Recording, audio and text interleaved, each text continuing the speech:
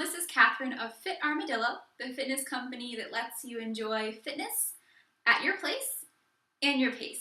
And I'm here today because it is Tighten and Tone Tuesday.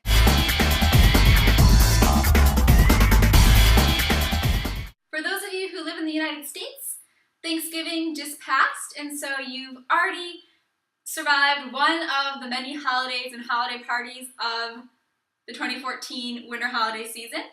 And in this week's video, I'm going to be going over some tips and tricks for making sure your healthy lifestyle and your fitness and healthy eating goals survive the holiday season as well.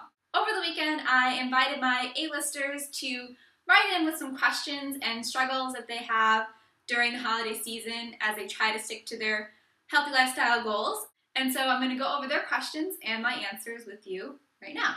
So the first question I have here comes from Anna. And Anna writes, I eat healthy, but no one in my family does. When I went to Thanksgiving, the only veggies to speak of were in a casserole dish covered with butter. What do I do? Anna, we might have been at the same holiday party. This is something that's very common, right? A lot of us have friends and family members that either don't eat healthy or see the holidays as a time to really indulge and eat things they might not otherwise eat. But if you're trying to stay on track with your healthy lifestyle, it can be really difficult when you encounter this. So here's my tip for you if you have friends and family that aren't on the same healthy lifestyle page as you are. At least not yet, because you can always convert them, right? If you have friends and family whose parties you're attending that don't have healthy options available, or you're anticipating that they might not have any healthy options available, what I recommend that you do is bring your own healthy option.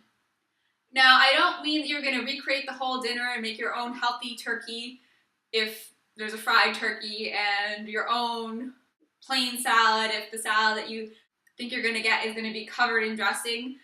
Don't go crazy with it, but find an option that you really love, you really enjoy, and bring that with you. So that way you have at least one healthy option. If you're bringing something like a vegetable, remember that half of your plate should be covered in vegetables, so at least half of your meal is going to be healthy. So that's my tip to you. Your host or hostess should be appreciative because you're bringing a dish. I recommend that you ask them in advance if it's okay that you bring something, or maybe see if there's a certain item that they'd want you to bring. But more often than not, if someone's having a big party, they're going to be appreciative of you bringing something, and why not bring something healthy? You're not going to offend them by, not eating all their cooking, and you'll have at least one item that you can count on that's going to be a healthy option for you. So great question, Anna. Thank you for asking.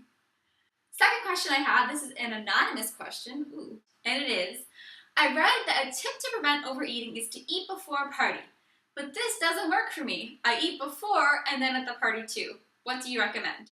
All right, Anonymous, so I've been there too. I've tried that tip as well. I think I'm going to eat something healthy before and then not eat that much at the party, and I always end up eating something because everyone else is eating. It's very easy when you're in a social situation to want to be eating food. Anonymous question, All right, and it is, I read that a tip to prevent overeating is to eat before a party, but this doesn't work for me. I eat before and then at the party too. What do you recommend? All right, Anonymous, I have read this tip too, and I've tried it. I've been really hungry sometimes, and my husband says, just eat something now, it'll be fine. But then I go to the event, and I feel guilty not eating the people's food, right, or not eating anything. So that tip doesn't work for me either. But here are some things that have worked for me and that I recommend that you do. If I'm really hungry beforehand, I'll try to eat something that's healthy, so it depends on how close it is to the event. I think this tip has come from the fact that a lot of people try to eat nothing before they go to a big party, and that might work for some people, but for me, I get cranky if I try to do that. I just don't feel good. I end up overeating. So the tip is meant, I think, to prevent you from not eating anything, but you don't need to eat a whole meal or a whole big thing right before you go to your event. So something healthy is one tip to eat before, and also maybe drinking a good amount of water before you go so you're feeling full from the water, you're feeling good just because you need to stay hydrated, especially during the winter. We can kind of forget to do that. But you can still eat something when you get there. Another thing you can do is kind of go back to that tip I gave to Anna, bring something that's a healthy option that you can enjoy so you have at least that healthy option. You can eat something when you're there, but it's not going to have to be something that's not healthy.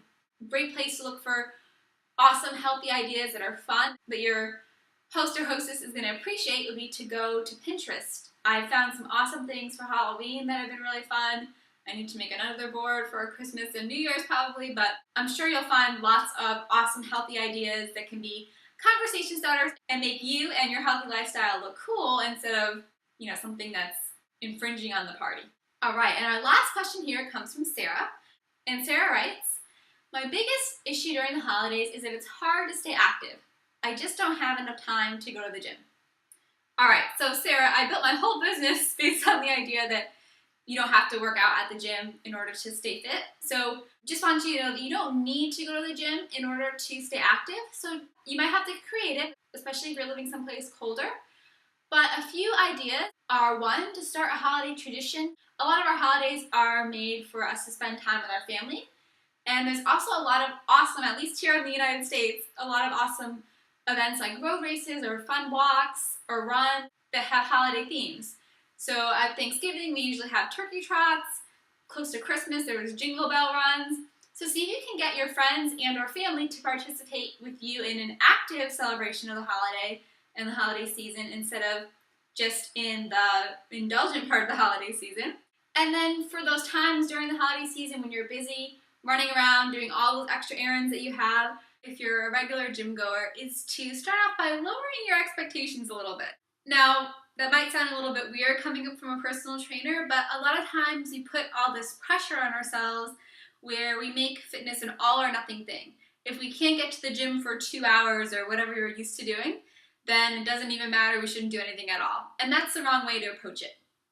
Approach the holiday season and approach your workouts during the holiday season as trying to get something in and something being better than nothing. And if you can fit that in the morning, that's my biggest tip for you, because more likely than not, even if it's a short workout, if you're busy, that's going to help you feel more energized during the day, more effective, more efficient as you're getting your errands done. And who knows, maybe at the end of the day, you'll have been so efficient and effective that you'll actually have a little extra time to devote to a second workout or just some time being active with your family. So try that first. Lower those expectations. Commit to every day getting some activity, some movement in, but not having to be at that higher end of your goals, and start in the morning so that you can maybe surprise yourself with more activity than you thought you would get when you have some extra time later on. So a quick thank you again to Anna, Sarah, and Anonymous for sending in your questions and your biggest struggles with staying healthy and keeping up with your healthy lifestyle during the busy holiday season.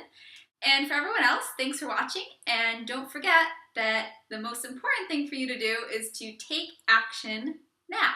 What I'd like you to do is leave me a comment below this video letting me know what you think of my tips, sending in any questions or struggles that you have that you want some help with. And then what I really, really want you to do is to look back on the first holiday that you just went through if you did celebrate Thanksgiving. Think about how your healthy lifestyle fared during that holiday and come up with an action plan for getting through the rest of the holiday season so that you enter 2015 feeling really ready to go and working on your goals instead of feeling guilty and wishing you hadn't indulged so much over the holiday season and feeling like you're really behind. So I can't wait to read your comments, and I hope that you had a really wonderful Thanksgiving, are looking forward to the holidays, and can't wait to share some extra tips with you next week. Hope you have a great week, awesome workouts, and to see you soon.